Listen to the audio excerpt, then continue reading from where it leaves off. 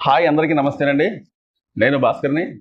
ఈ రోజున పవన్ కళ్యాణ్ గారి గురించి అతను సినిమా ఇండస్ట్రీ నుంచి ఇప్పుడు పార్టీ పెట్టి రాజకీయ పార్టీలలో ఇప్పుడు ఒక నంబర్ 1 స్థాయికి మెల్లిమెల్లిగా ఒక్కొక్క మెట్టు ఒక్కొక్క ఎక్కుతూ అతని ప్రత్యర్థి పార్టీలకు గడగడలాడించే అంత స్థాయికి ఎదిగిందంటే పవన్ కళ్యాణ్ గారు అది చిన్న విషయం కాదు. ఎందుకంటున్నానంటే ఫస్ట్ నుంచి అతని జీవితంలో ఎన్నో ఎదురు దెబ్బలు తిన్నారు. ఒకటి కాదు, రెండు కాదు, ఎన్నో చెప్పుకోవాలంటే చాలా ఉన్నాయి. ఎన్నో ఎదురు దెబ్బలు తిని అతని కళ్ళ ముందు ఏదన్నా అన్యాయం జరిగితే చూడలేని అసలు వ్యక్తిత్వం అన్నమాట. అంటే అన్యాయం జరిగినా, ఆపదలో ఉన్న, ప్రాణాపాయ స్థితిలో ఉన్న నేనున్నానంటూ పవన్ కళ్యాణ్ మరి ఈ రోజు వరకు కూడా అతను ఫ్యాన్స్ ఇంతింతై ఒతుడింతై అన్నట్టుగా పవన్ కళ్యాణ్ గారి ఫ్యాన్సే ఆయనకి బలం. ఎందుకంటున్నానంటే పవన్ కళ్యాణ్ గారు మరి అతను తీసింది చాలా తక్కువ సినిమాలైనా పవన్ కళ్యాణ్ గారి సినిమా అసలు ఒక సినిమా తీసిన తర్వాత ఆ సినిమా ఫ్లాప్ అయినా సరే, ఫ్లాప్ అయినా నిర్మాతకు లాస్ అనేది ఉండదన్నమాట. అదేంటో కానీ దగ్గర దగ్గర నాకు తెలిసి చాలా సినిమాలు ఆయన ఫ్లాప్ అయిపోయింది. అయినా కానీ ఆయన ఫ్యాన్స్ చెక్కు చెదరలే.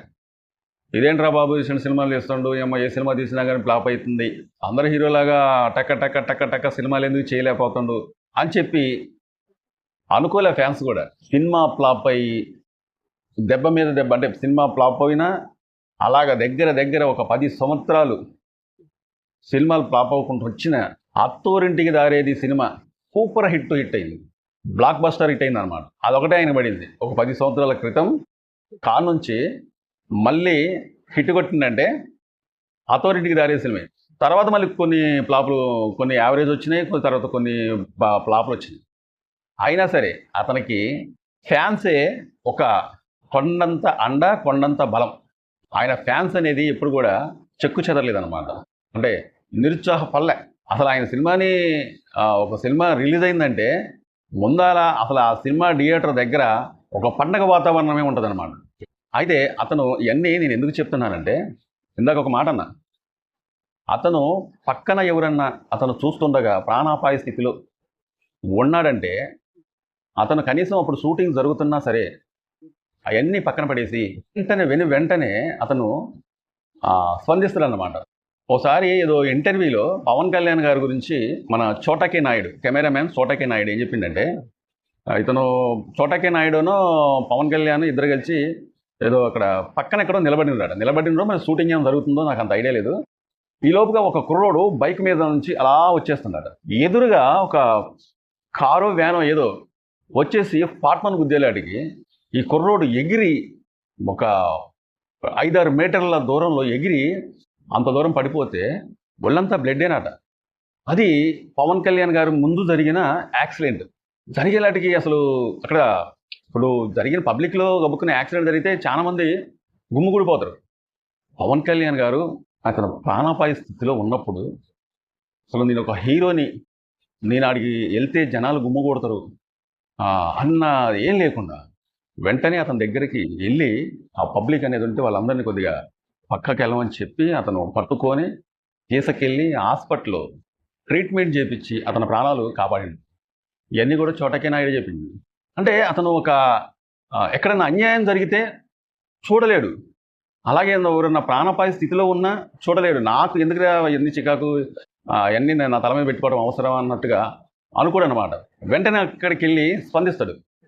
అలాగా అది మళ్ళీ ఇంకోటి ఏంటంటే పవన్ కళ్యాణ్ గారే ఒకసారి ఏదో ఆడియో ఫంక్షన్లో చెప్పిండు, ఒక ఆడపిల్లని కొంతమంది కుర్రవాళ్ళు వచ్చి ఏదో మన అమ్మాయిని ఇబ్బంది చేస్తూ ఉంటే వెంటనే ఆయన ఓ పబ్లిక్లో పెద్ద కర్రవడ తీసుకొని ఇంత బారు కర్రవడ తీసుకొని గెదివిండట. ఒక్కడే, అక్కడ ఎవరు లేరు. అంటే కొన్ని అంటే వీళ్ళు షూటింగ్ మీద చాలా అంటే వేరే దేశాలకు కూడా వెళ్తూ ఉంటారు, వేరే రాష్ట్రాలకి వేరే దేశాలకి ఇలా వెళ్తూ ఉంటారు కదా. అంటే పవన్ కళ్యాణ్ గారి గురించి తెలుసు. పవన్ కళ్యాణ్ అంటే ఎవరికో తెలుసు, ఏ దేశంకి వెళ్ళినా కానీ ఆయనకి ఏ దేశంలో అయినా కానీ ఫాలోయింగ్ ఉంటుంది కొద్ది గొప్ప. అయితే అంటే ఆ కుర్రోళ్ళు ఆ అమ్మాయిని పట్టుకొని అంటే మన ఏదో కొద్ది ఇబ్బంది చేస్తూ ఉంటే పవన్ కళ్యాణ్ గారు ఒక కర్ర తీసుకొని వాళ్ళందరినీ గెదివాను. అంటే వాళ్ళు ఎవరైనా తిరగబడతారో, లేకపోతే మన దేశం కాదు, మన రాష్ట్రం కాదు, మనకెందుకులే అని చెప్పేసి ఆయన చూడలేదట. ఇది పవన్ కళ్యాణ్ గారే చెప్పారు. ఆ అమ్మాయిని ఆ కుర్రోళ్ళు మొత్తం గిదివి ఆ అమ్మాయిని సేవ్ చేశారట. ఇది స్వయంగా చెప్పింది పవన్ కళ్యాణ్ గారు. అట్లాగా ఎవరన్నా ఇబ్బందిలో ఉన్న ఆడపిల్లలు ఇబ్బందిలో ఉన్నా కానీ ఆయన చూడలేడు. అంటే ఆయనకి ఎక్కువ ప్రజాసేవ చేయాలనే ఉద్దేశం, ప్రజాసేవ చేయాలంటే ఆయనకి చాలా ఇష్టం. అందువల్లే జనసేన పార్టీ అనేది పెట్టి ఒక్కడే వచ్చిండు. జనసేన పార్టీ పెట్టేటప్పుడు మీరు ఫస్ట్ ఆయన పెట్టిన మీటింగ్ చూడండి, వెనకాల ఎవ్వరు ఉండరు. ఎదురు ఆయనకి ఒక ఫ్యాన్స్ ఉండరు, కొంతమంది మీడియా వాళ్ళు ఉండరు. అంతకి రప్పించి ఆయన వెనకాలంటూ ఎవరు ఒక్కరు కూడా లేరు. ఈ రోజున కొన్ని లక్షల మంది, కొన్ని కోట్ల మంది తెలంగాణ, మన చెన్నై, అట్లాగే అమెరికా, ఆస్ట్రేలియా, లండన్ ఆయన ఫ్యాన్స్, ఎక్కడెక్కడి నుంచో ఆయన అభిమానులు ఈరోజు సంపాదించుకున్నారు. జనసేన పార్టీ పెట్టిన తర్వాత ఆ పెట్టిన రోజే చెప్పిండు, మా అమ్మకి జనసేన పార్టీ అనేది పెట్టడం ఇష్టం లేదు, నీకు ఎందుకురా ఈ పార్టీ, మనకొద్దు. అన్నయ్య ఇంతకుముందు పెట్టి ఆ రాజకీయంలో విమడలేక బయటకు వచ్చి మళ్ళీ ఆయన సినిమాలు మళ్ళీ చేసుకుంటున్నాడు, నీకు వద్దు వద్దు వద్దని అమ్మ చెప్పినా కానీ లేదు ఆయన. మా అమ్మకి ఇష్టం లేదు నేను పార్టీ పెట్టడం, రాజకీయ నాయకుడిగా ఉండటం మా అమ్మకి ఇష్టం లేదు, ప్రజాసేవ చేయాలంటే బయటకు వచ్చి చెయ్యి అని చెప్పి తన తల్లి చెప్పిందట. అయినా కానీ పవన్ కళ్యాణ్ గారు ఎవరి మాటలే. సో అంత మంచి చేద్దామని చెప్పి అతను ప్రజల కోసం పార్టీ పెట్టి ఒక్కడిగా వచ్చి ఈ రోజున కొన్ని కోట్ల మంది గుండెల్లో అభిమానాన్ని సంపాదించుకున్న పవన్ కళ్యాణ్ గారు కొంత అంటే అతను చిన్నబుచ్చాలని చెప్పి, అతని స్థాయిని తగ్గించాలని చెప్పి వైసీపీ పార్టీలో చాలామంది నాయకులు పవన్ కళ్యాణ్ గారిని విమర్శించాలంటే వేరేదేమీ లేదు, పవన్ కళ్యాణ్ గారి మీద ఒక్క కేసు కూడా లేదు, పవన్ కళ్యాణ్ గారు విమర్శించాలంటే అతన్ని అసలు ఏమని విమర్శించాలో అర్థం కాక ఈ 10 సంవత్సరాలల్లా 1, 2, 3 తప్ప విమర్శించడానికి ఏమీ లేక పదే పదే పాడిందే పాటరా పాస్వల్ల భద్రయ్య అన్నట్టుగా పాడిందే పాడి ఆయన విమర్శలు చేయటానికి ఏమీ లేక ఏమున్నాయి విమర్శించడానికి? ఒకటే విమర్శించేవాళ్ళు. ఏంటయ్యా అంటే, నీకు 3 పెళ్ళిళ్ళు అయినాయి, అదేమన్నా తప్ప? ఆయన చట్టరీత్యంగా ఇడాకులు ఇచ్చి 3వ పెళ్లి చేసుకున్నాడు. అదే కాకుండా ప్యాకేజ్ స్టార్, ఈ ప్యాకేజ్ స్టార్ అంటున్నారు. ఎక్కడైనా ప్యాకేజీ తీసుకోగా, ఎక్కడైనా అతను వేరే పార్టీని అడ్డు పెట్టుకుని ఒకవేళ పార్టీ డబ్బు తీసుకున్నట్లయితే ఫోటోలో వీడియోస్ ఏమైనా బయట పెట్టాలి.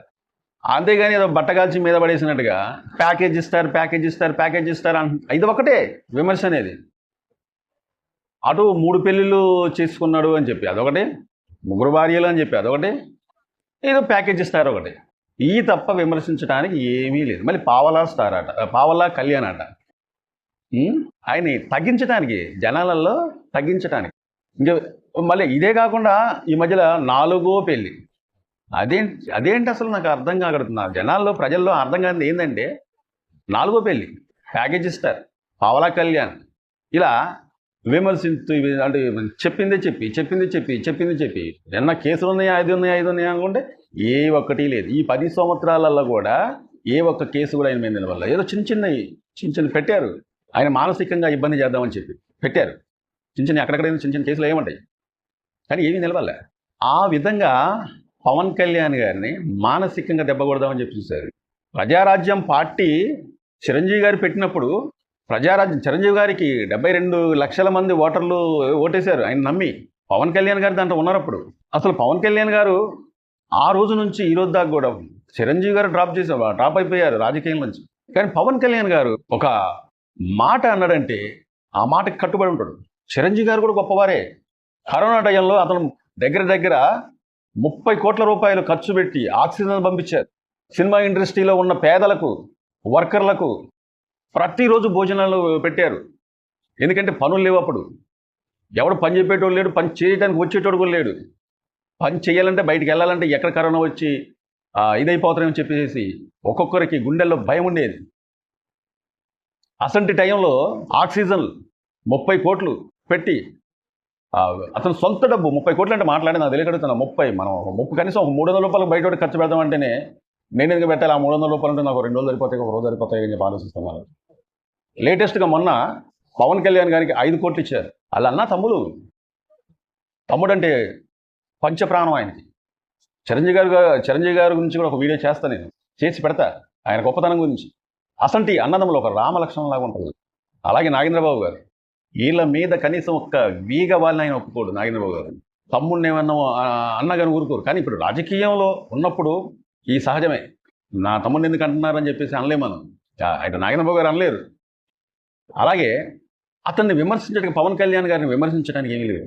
అతన్ని సొంత డబ్బులు వెచ్చించి అటు కష్టపడుతూ, సినిమాలో యాక్షన్ చేస్తూ కష్టపడుతూ, ఆయన చెప్పిండు 50 కోట్ల రూపాయలు నాకు వస్తాయని చెప్పి ఒక సినిమా యాక్షన్ చేస్తే ఆ డబ్బులు తీసుకొచ్చి పార్టీకి పెట్టి, తినకపోయినా, కుటుంబాన్ని చూసుకోకపోయినా, అతని పిల్లల పేరు మీద ఉన్న ఫిక్స్డ్ డిపాజిట్ అంతగానం కష్టపడి 50 కోట్ల రూపాయలు వచ్చినా సరే పిల్లల పేరు మీద ఫిక్స్డ్ డిపాజిట్ చేసిన డబ్బులు తీసుకొచ్చి పార్టీకి, ప్రజలకి పెట్టే నాయకుడు ఎవరు ఈ రోజులలో?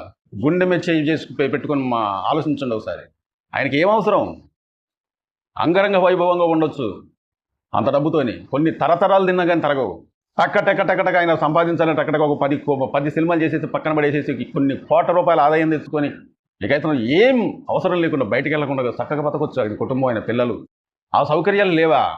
అంతగా విల్లాసమైన బ్రతుకుని, జీవితాన్ని ఇడిసిపెట్టి ప్రజల కోసం వచ్చి నేను పాటుపడి కష్టపడి ఈ రోజున ప్రజలకి సేవ చేద్దామని చెప్పి వస్తే అడుగడుగున బూతులే ఆయన మీద.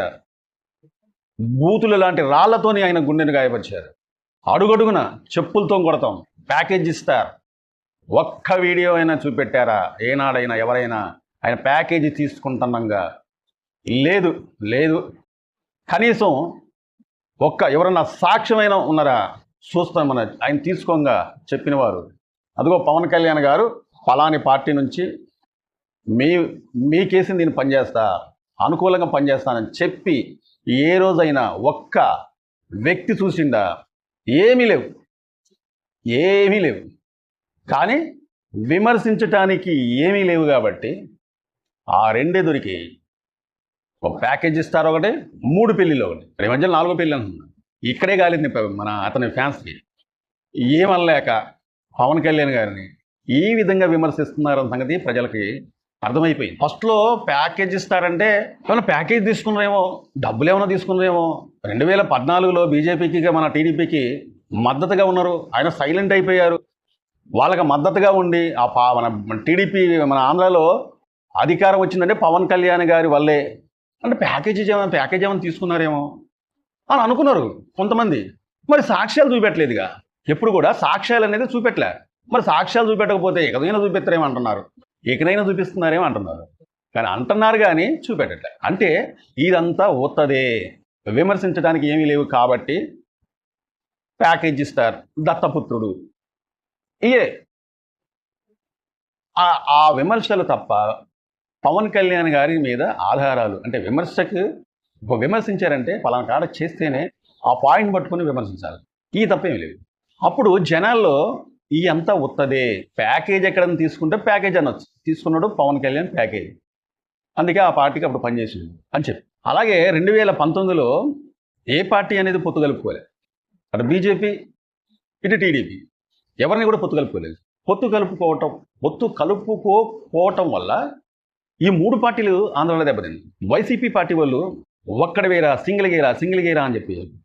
ఎందుకని అన్నారంటే, నీకు దమ్ముంటే సింగిల్కి పోటీ చేయండి అంటే 2014 నుంచి 19 దాకా పవన్ కళ్యాణ్ని సింగిల్గా నీ దమ్ముంటే నిలబడని చెప్పి అంతం వల్ల కొంత రాంగ్ స్టెప్ వేశారు పవన్ కళ్యాణ్ గారు. సింగిల్గా నిలబడితే చూద్దాం అంటే రాంగ్ స్టెప్ అంటే ముందర ఆయన బలం ఏంటో ఆయన తెలుసుకోవాలి. అప్పుడు 6-7% నుండి దగ్గర 20% పోయింది ఇప్పుడు ఆయన బలం అనేది. ఇప్పుడు సింగిల్గా నిలబడ్డా కానీ ఆయనకి ఓట్లు అనేది అనుకున్న దానికన్నా ఎక్కువ వస్తాయి, ఊహించిన దానికన్నా ఎక్కువ వస్తాయి. ఎందుకంటే బలం పెరిగింది. నువ్వు దమ్ముంటే సింగిల్గా రాని, ఎందుకంటే రాముడు లాంటి వాడే వానరుల బలం తీసుకొని వారుల సహాయం తీసుకున్న రాముడు లాంటి వాడే. అసంటి వాళ్ళే రాముడు లాంటి వాడే వానరుల సహాయం తీసుకున్నాడు. మరి దీంట్లో పొత్తు కలవటంలో తప్పేమీ లేదు. ఉక్రెయిన్ యుద్ధం జరుగుతున్నప్పుడు వాళ్ళ దగ్గర ఆయుధాలు అయిపోతామంటే ఇతర దేశ వాళ్ళని సహాయం అడిగారు. మమ్మల్ని వచ్చి కాపాడండి, మా దగ్గర ఆయుధాలు అయిపోతున్నాయి అని అంటే అమెరికా ఆదుకుంది. అది అందరికీ తెలిసిన విషయమే.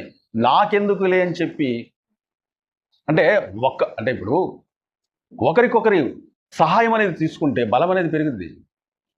శత్రు సైన్యాన్ని వాడించాలి అంటే కొంతమంది బలం అనేది అవసరం. అసలు ఏ పార్టీ అనేది పొత్తు తీసుకోకుండా ఉంది ఒక్కసారి చెప్పండి. వైసీపీ అనేది ముందు పొత్తు తీసుకోదని గ్యారంటీ ఏంటి? దాని బలం అనేది తగ్గినప్పుడు డెఫినెట్గా పొత్తు తీసుకోవచ్చు, పొత్తు ఉండొచ్చు. కాంగ్రెస్ పార్టీ మద్దతు తీసుకొని గెలిచిన రోజులు లేవా? బీజేపీ పార్టీ ఇప్పటికైనా పొత్తు తీసుకోవట్లేదా? టీడీపీ పార్టీ పొత్తు కలవట్లేదా? పొత్తు కలిసినంత మాత్రాన ఏమి కాదు. కానీ పొత్తు అనేది ఏకమైతే ఇక్కడ వైసీపీ పార్టీ బలం అనేది తగ్గిద్దనే వాళ్ళ అంచనా. అది కరెక్టే. అది పవన్ కళ్యాణ్ గారిని బాగా రెచ్చగొట్టి ఈ రోజున పొత్తు కలవటానికి కూడా కారణం అనేది వైసీపీ పార్టీ. దానంతట అదే పవన్ కళ్యాణ్ గారిని రెచ్చగొట్టి పైకి లేపారు. అసలు టీడీపీ పార్టీ, బీజేపీ పార్టీ ఎడగే ఉన్నాయి. మధ్యలో పవన్ కళ్యాణ్ గారు వచ్చి వైసీపీ పార్టీ వ్యతిరేక ఓట్ను చేయలనివ్వను అని చెప్పి తర్వాత టీడీపీ పార్టీని, బీజేపీ పార్టీని కలవటానికి కేవలం పవన్ కళ్యాణ్ గారి పాత్ర అనేది. మరి ఆ విధంగా మాట్లాడితే 3 పెళ్ళిళ్ళు 4 పెళ్ళి. అసలు అదే కాకుండా ప్యాకేజ్ ఇస్తారు. ఏం లేవు విమర్శించడానికి, ఒక్కటి కూడా లేదు. పావలా కళ్యాణ్ ఇన్ని మాటలు పడి అతనికి ఏం అవసరం అండి? నాకు తెలియగలుగుతున్నా. ఆ మాటలో మనం అనుకుందాం, తనకి ఏమవసరం? ఈ రోజున పార్టీ పెట్టి ఈ స్థాయి నుంచి ఆ స్థాయి దాకా ఎదుగుతున్నాడంటే పవన్ కళ్యాణ్ గారికి కేవలం ప్రజాసేవ చేయాలని, అతని సొంత డబ్బులు పెట్టుకుని రైతులని, చనిపోయిన రైతులకు ఆర్థిక సాయం అందించారు. పిల్లల పేరు మీద ఉన్న డబ్బులు కూడా తీసుకొచ్చి పార్టీకి పెడుతున్నారు. సో ఇది పవన్ కళ్యాణ్ గారి గురించి ఎన్ని చెప్పినా తరగదు. ఎన్ని చెప్పినా ఇంకా చెప్పాల్సిందే మిగిలే ఉంటుంది. చూద్దాం ఆయన జీవితంలో ఏ స్థాయి నుంచి ఏ స్థాయి దాకా ఎదుగుతుందో. మా వీడియోపై మీ అభిప్రాయాన్ని కామెంట్ ద్వారా తెలపండి. నచ్చితే లైక్ చేయండి, సబ్స్క్రైబ్ చేసుకోవటం మాత్రం మర్చిపోకండి. వేరే సబ్జెక్టుతో మళ్ళీ వస్తా. నమస్తే.